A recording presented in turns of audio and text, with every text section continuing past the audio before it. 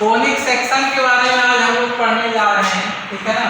Conic section में देखिए इस तरह का कोन आपने देखा है, ये कोन है। कोन को हम अलग अलग बेस के अनुसार, आधार के अनुसार काटते हैं, अलग अलग प्लेन के अनुसार, तो हमको आकृतियाँ प्राप्त होती। जो हमारे ITI के सिलेबस में है तो 3 आकृतियाँ आती है इस सिलेबस। कौन कौन सी हैं आपको मैं बता दूँ, वो है दीर्घवृत्त, परवलय और अतिपरवलय। तो हम इसमें एक शीर्ष का भाग होता है, एक अक्ष होता है, अक्ष के अनुरूप हम अलग अलग तल से इसको काटते हैं। इस तरह की 3 आकृतियाँ हमको प्राप्त होती हैं, ठीक है। तो आकृतियों में इसमें दूसरा जो विशेष चीज़ है वो ये है कि एक ये नियता है और एक नाभि। तो नियता और नाभ में आप देख सकते हैं कि अलग अलग हमने शीर्ष बना रखे हैं तीनों के, है ना। शीर्ष है ये एक, है ना, एक। तो शीर्ष से आप देख सकते हैं किसकी डिस्टेंस, शीर्ष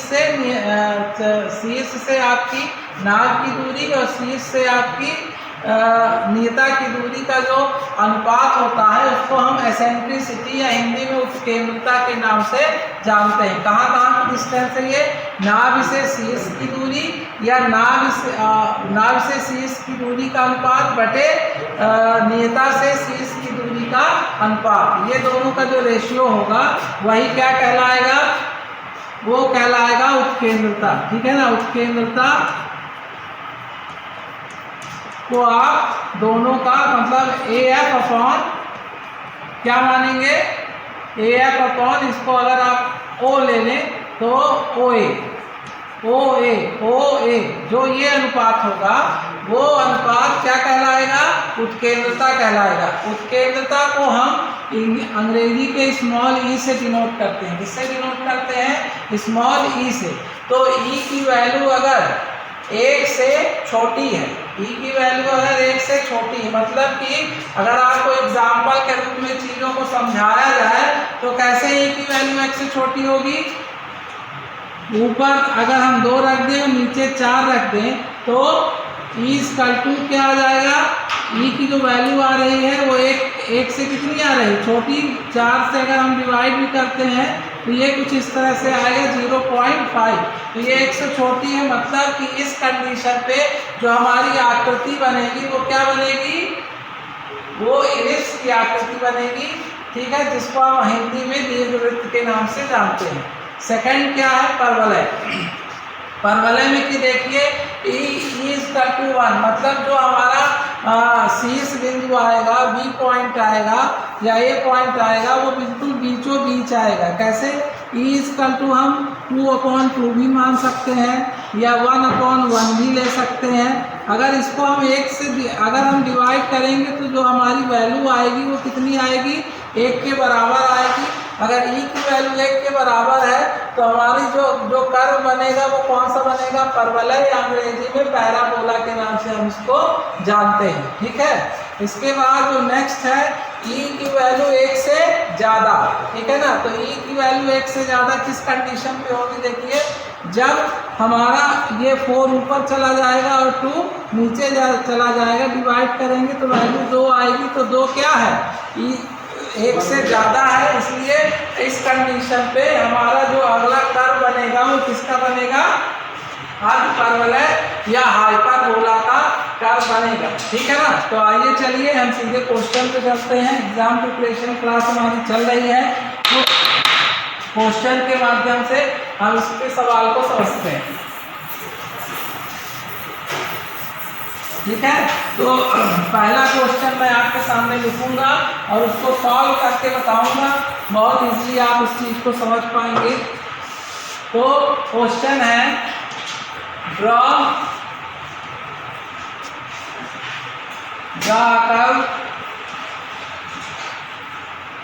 a curve if focus to directrix अंग्रेजी में बोलते हैं इसको, डायरेक्ट्रिक्स डिस्टेंस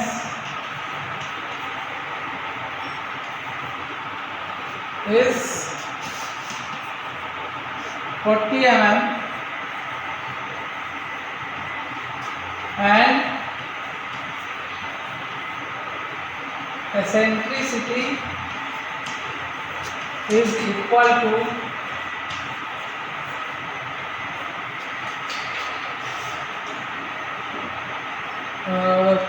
1/3, ठीक है, 1/3। तो आप देख सकते हैं कि जो हमारी एसेंट्रिसिटी है वो कितनी है, 1/3 है, और फोकस से डायरेक्ट्रिक्स की डिस्टेंस 40 है। तो हमको कैसे सॉल्व करना है, सबसे पहले एक नियता खींच लेनी है। नियता क्या होती है, बिल्कुल सीधी होती है, 90 डिग्री पर होती है। ये आप किसी भी लंबाई की ले सकते हैं। फिर उसके सेंटर से आप 90 डिग्री पर, कितने डिग्री पर, 90 डिग्री पर एक लाइन खींचेंगे जिसपे आपको बिल्कुल F लेना है, और उसकी जो डिस्टेंस होगी जैसा कि सवाल पे दिया हुआ है वो कितनी हो जाएगी, 40 हो जाएगी, ठीक है। सवाल के अनुसार नियता से नाभ की दूरी, focus to directrix distance is 40 mm। हमारा जो एसेंट्रिसिटी है वो कितना, 1/3 है। मतलब कि जो हमारा AF है, जैसा कि हमने बताया था आपको, और जो हमारा ये हमारा क्या होगा, यहाँ A, मान लीजिए यहाँ अगर A से F की दूरी बोल रहा है कितना, एक हिस्सा, और A से O की जो दूरी, OA की जो दूरी है वो कितनी है, 3 हिस्सा, ठीक है ना। AF और मतलब टोटल कितने हिस्से चाहिए, कितने भाग चाहिए, 4। 1 + 3 = 4। तो 40 mm के हम 4 बराबर भाग कर लें, कितने बराबर भाग कर लें, 4। तो ये 10-10 mm पे 1, 2, 3 and 4, 1, 2, 3, 1, 2, 3 लेंगे लास्ट 4, 4 हिस्से हो जाएंगे आपके 10-10 mm पे, ठीक है।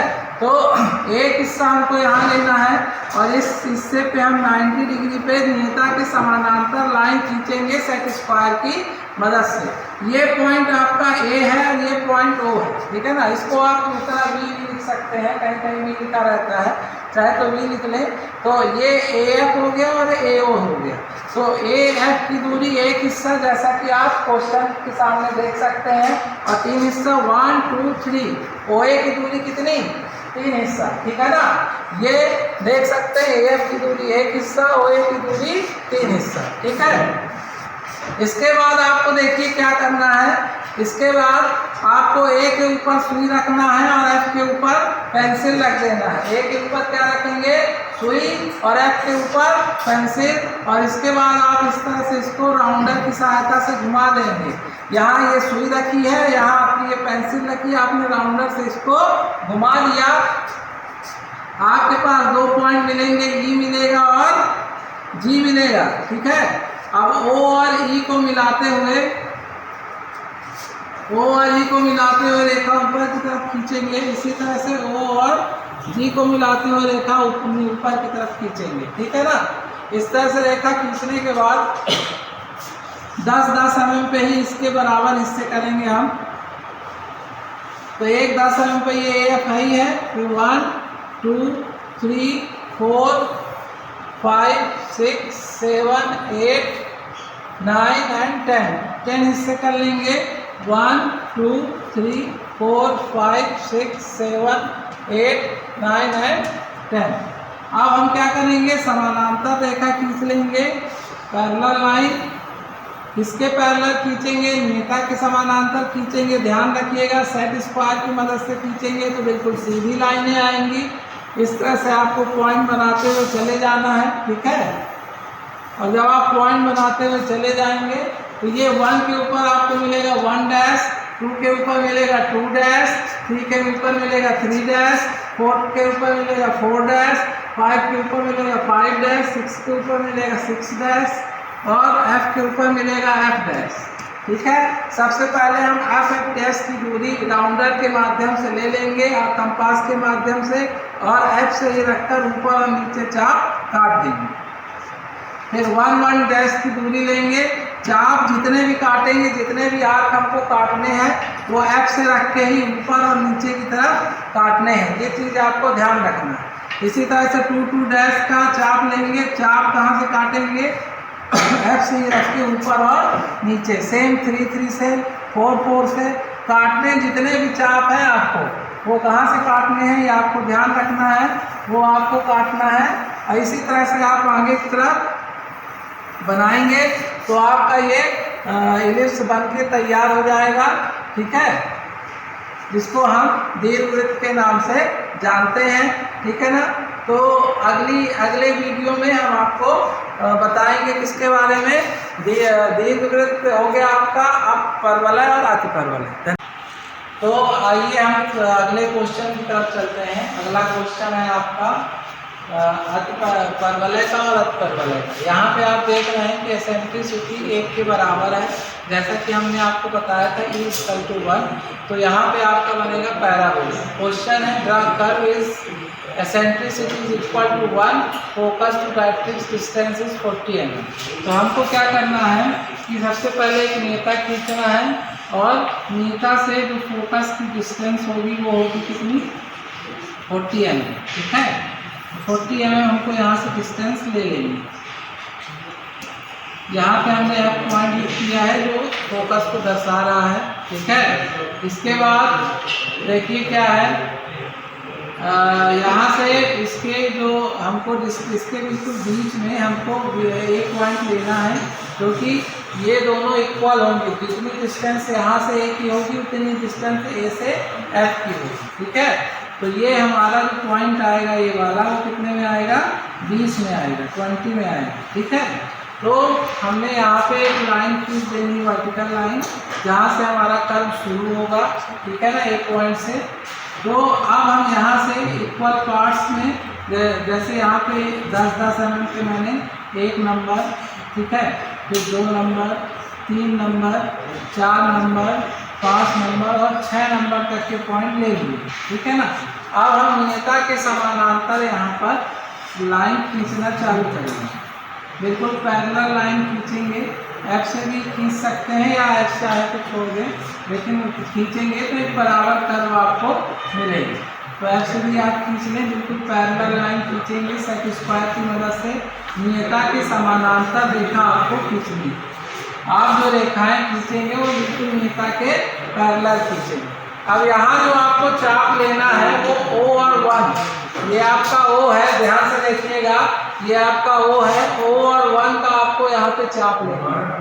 अभी इसके पहले आप क्या कर रहे थे, तो 1 डैश का चाप ले रहे थे दीर्घवृत्त वाले में, है ना, इलिप्स में। अब यहाँ आप पैराबोला में क्या करेंगे, O1 का चाप लेंगे, ठीक है। 1 से रखकर F से रखकर चाप ऊपर और नीचे काटेंगे। जो आपका चाप होगा या अंग्रेजी में जिसको हम आर्क के नाम से जानते हैं वो क्या होगा, O1 का। इसी तरह से O2 का हम आर्क लेंगे, O से 2 की डिस्टेंस लेंगे और F से रखकर ऊपर और नीचे चाप काटेंगे। OF का भी आप लेके ऊपर और नीचे चाप काट लेंगे। इसी तरह से O3,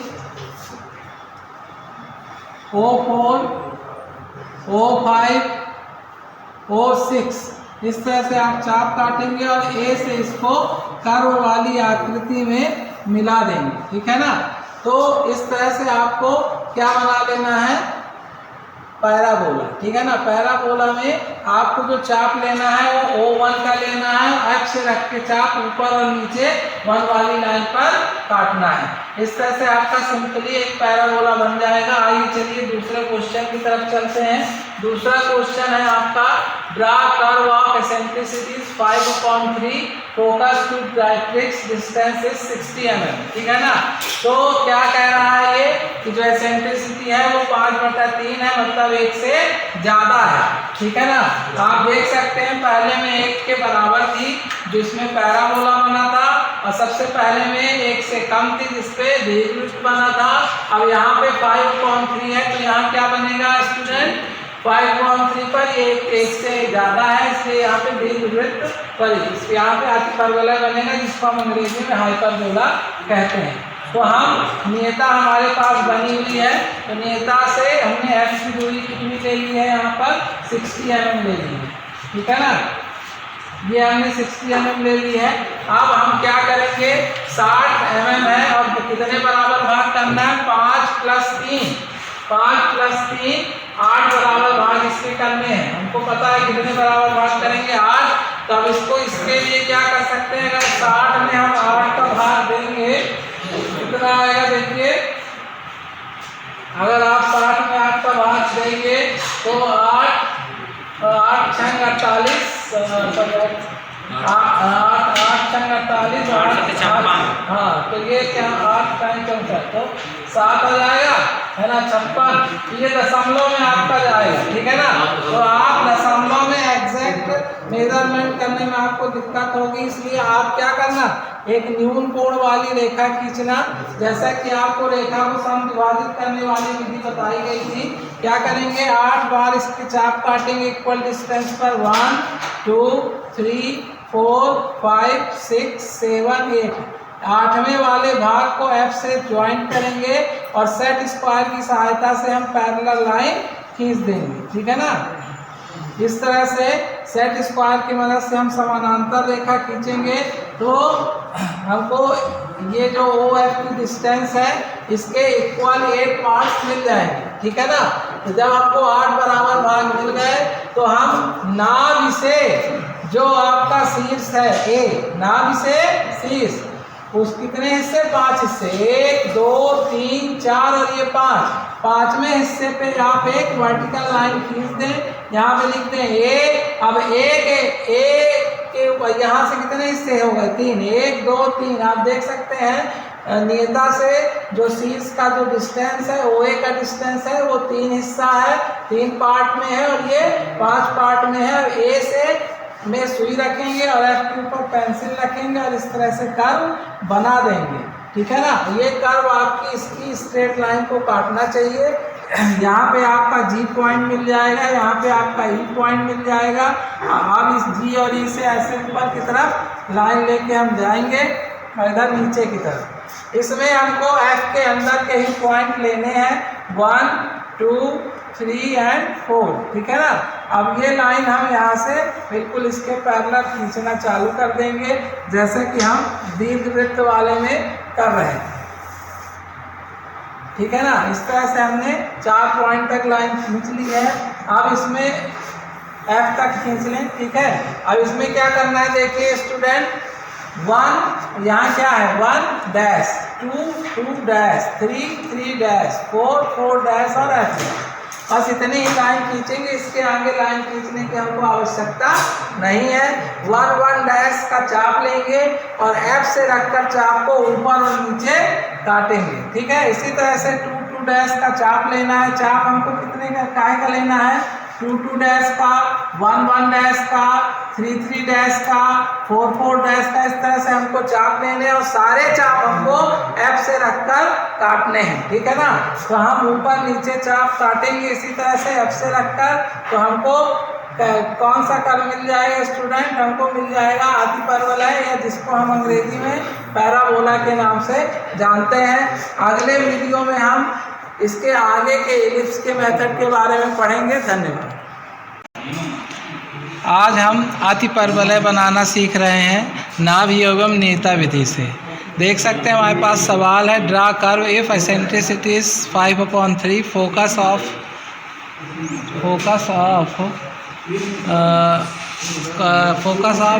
डायरेक्ट्रिक्स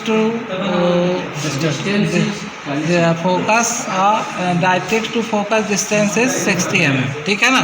तो हम क्या कर रहे हैं, ये हमारी नियता है जिसको हम डायरेक्ट्रिक्स के नाम से जानते हैं, ठीक है। तो यहाँ से हम 60 mm की डिस्टेंस लेते हैं, 60 mm की, ठीक है ना, क्योंकि डिस्टेंस ये है F, ठीक, क्लियर। अब इसके हमको 8 बराबर भाग करने हैं, क्योंकि 5 है और 3, 5/3 है तो इक्वल टू 8। तो हम क्या करेंगे, यहाँ पे 4 mm तक लाइन खींच दिए हैं और 5 mm पे इसके 8 हिस्से हमने कर दिए। लाइन की न्यून कोण की रेखा खींचनी है, ठीक है। और ये लास्ट वाले पार्ट से हमने इसको यहाँ से ऐसे मिला दिया है, ठीक है। इसके बाद ये सेट स्क्वायर की मदद से हम पैरेलल लाइन खींचेंगे।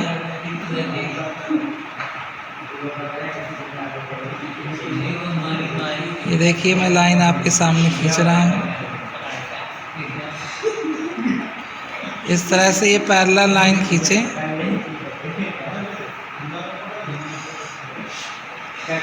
8 बराबर भाग आपको कर लेने हैं।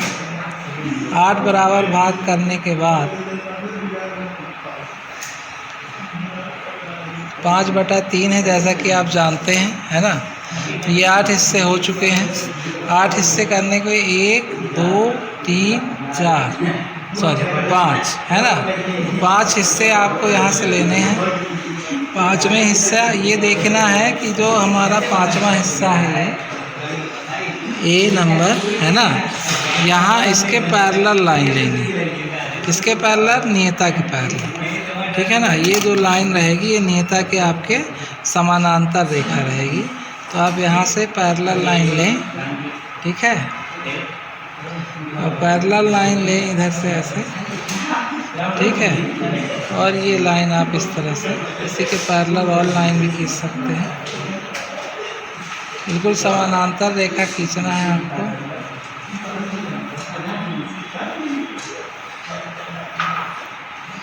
इस तरह से आप लाइन खींच लें।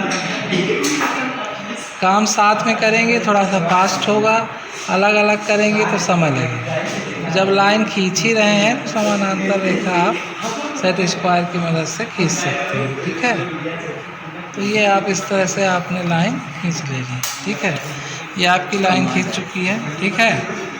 इसके बाद राउंडर की मदद से, है ना, ये आपको राउंडर आपने ले लिया और ये आपका एफ पॉइंट है। यहाँ से आपको ये ऊपर की तरफ का काट देना है, ठीक है। आप क्या करेंगे, 2 पॉइंट आपको मिल गए हैं, जी पॉइंट मिल गया है और ई पॉइंट मिल गया है, ठीक है। हाँ कहाँ सर जी?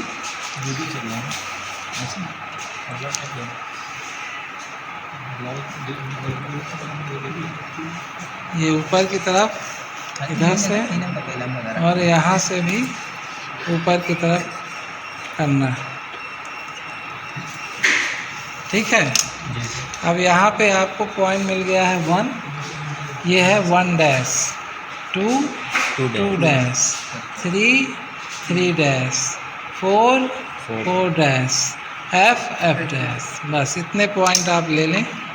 इसके बाद 1 1 डैश का आपको ले लेना है चाप और एफ से रखकर चाप को काटना है इस तरह से। इसी तरह से फिर आप 2 2 डैश का चाप ले लें और एफ से रखकर चाप को ऊपर और नीचे की तरफ काटें। इसी तरह से 3 3 डैश का चाप ले लें और एफ से रखकर चाप को ऊपर और नीचे की तरफ काटें, ठीक है। इसी तरह से 4 4 डैश का चाप ले लें और एफ से रखकर चाप को ऊपर और नीचे की तरफ काटना है, ठीक है ना, इस तरह से, ठीक है। इसी तरह से एफ डैश का इधर से ये 5 नंबर, है ना, यहीं इतने करें, इसको एफ का फिर आगे हो जाएगा। और फिर इसको फ्री हैंड या फ्रेंच कर्व की सहायता से इन पॉइंटों को पहले तो मार्क कर लें। इनकी भी आप नंबरिंग करेंगे, है ना, ध्यान रखना है, नंबरिंग ज़रूर करेंगे। जैसे इनका नाम आप रख सकते हैं P1 P2 P3 P4, है ना, ये ए है, P5 P6 P7 P8, इस तरह से। अब इसको फ्रेंच कर्व की सहायता से इसी तरह से मिलाना है या फ्री हैंड मिलाएं, ठीक है।